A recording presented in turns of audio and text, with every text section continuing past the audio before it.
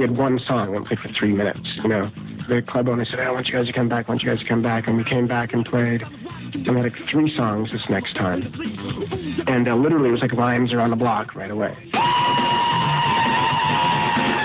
Out of that single impromptu performance, the Red Hot Chili Peppers were unexpectedly born. Accidentally, they created a whole new genre, a potent mixture of rap, funk, and thrash that launched a revolution in rock. Next, the Chili Peppers sound falls on deaf ears. You know, I used to play this music for, you know, friends of mine, and they would just be like, what is that?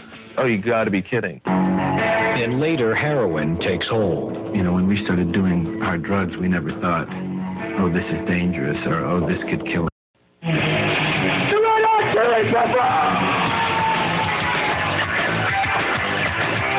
In the summer of 1983, a spontaneous one-off performance at a dive bar on LA's Sunset Strip had given birth to a new and curiously original band.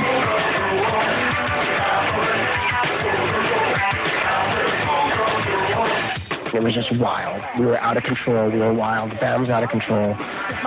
Everything we did was over the top, and the music was a part of it. Literally overnight, the newly formed Red Hot Chili Peppers became the darlings of Hollywood's underground club scene. Then in the fall of '83, they pulled a stunt that thrust them into the limelight.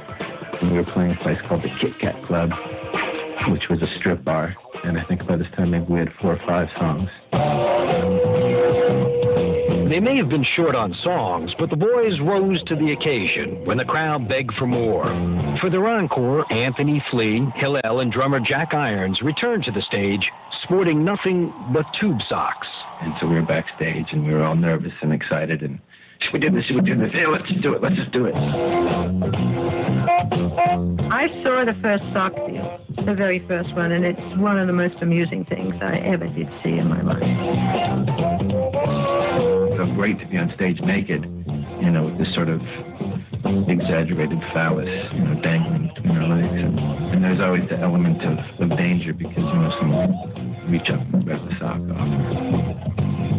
It was a gas.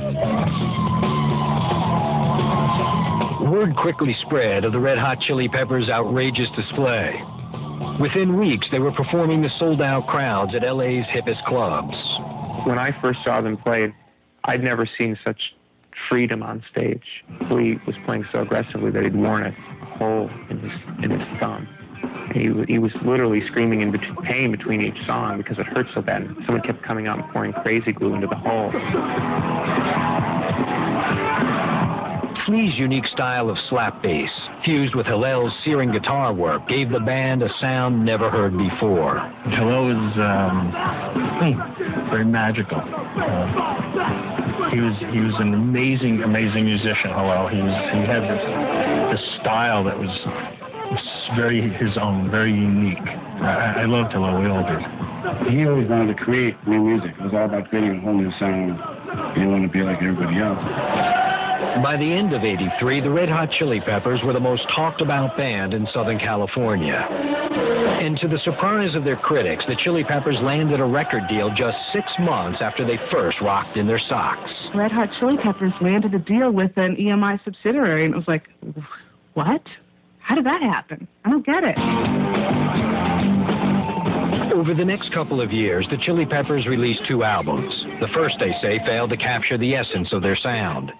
So for their second album, Freaky Styley, they recruited legendary producer and funk master George Clinton. I wanted to be on the scene with whoever was going to be doing the funk when they came back and be not old school, but part of what was happening then.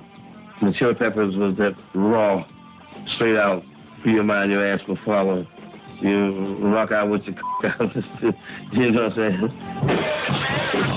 Under Clinton's guidance, the Chili Peppers refined their revolutionary blend of funk, punk, and rock.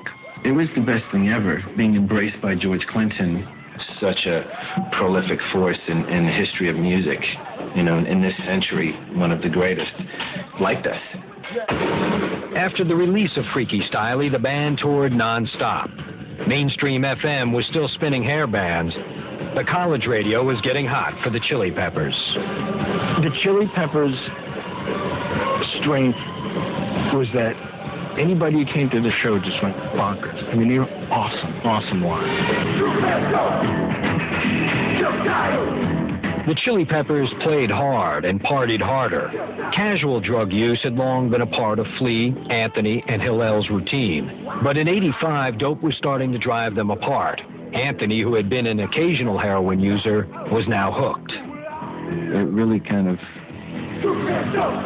ended up sinking its teeth into me, over the course of a couple of years maybe, where I would do it one weekend and then, go to band practice every day.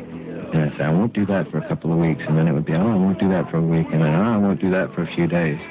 Well, I did just do it yesterday, but this will be the only time I do it 2 days in a row. And then, I just started buying the lie. Anthony wasn't the only one buying the lie. During the recording sessions for Freaky Styley, he discovered Hillel was secretly abusing heroin. Hillel started a little bit later than I did and was equally as naive when our life was getting sucked away. We were just too swallowed up to be cognizant of it and say, whoa, we got to stop this, we got to stop this. I mean, at that point, you're gone. While Flea admits he did his share of drugs, heroin, he says, was just too hard to handle. Instead, Flea tried his best to be supportive of his two closest friends, both struggling with addiction. Like I said about Hillel, I wish I could have been there for him more. And with Anthony, when I see him go through his troubles, I love him. I love Anthony. I want to be there for him. In January '88, the Chili Peppers headed out on a European tour.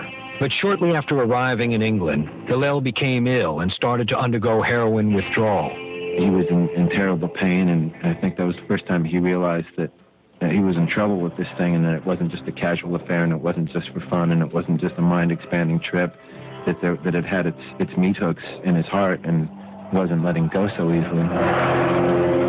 Hillel's health was in decline and it was getting harder to conceal his addiction. Then a roadie concerned for his well-being approached Hillel's brother. He said, your brother's on heroin. I didn't believe it at first, but he said, you need to know it's getting out of hand. No one wants to tell you. So I confronted my brother about it. He begged me not to tell my mom, so I didn't. I would have told my mom if I had a second chance. Later, fans get hot for the Chili Peppers. I think everybody in the audience felt like they were in on something that maybe everyone that wasn't there was kind of missing out on. But first, Hillel loses his battle with addiction. It's like, wow, he's dead. This is real. We're fragile mortals who die. You know what I mean? There's no game here.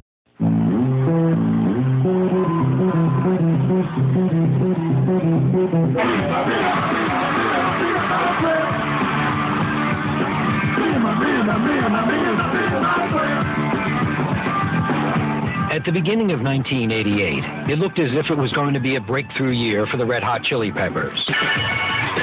Their new album, Uplift Mofo Party Plan, was outselling their previous two records, and their shows were drawing big crowds.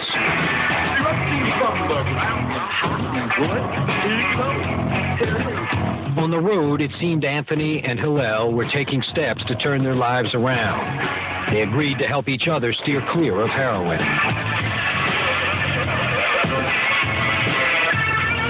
I had mentioned it to Hillel. I said, Hillel, I think we should both seriously look at being clean. And we talked about it, and we thought, we're both going to perish. We're going to lose the band. And we thought, yeah, we really should, because we'll have a lot more fun, and we can make a lot more music, and life will be better with that.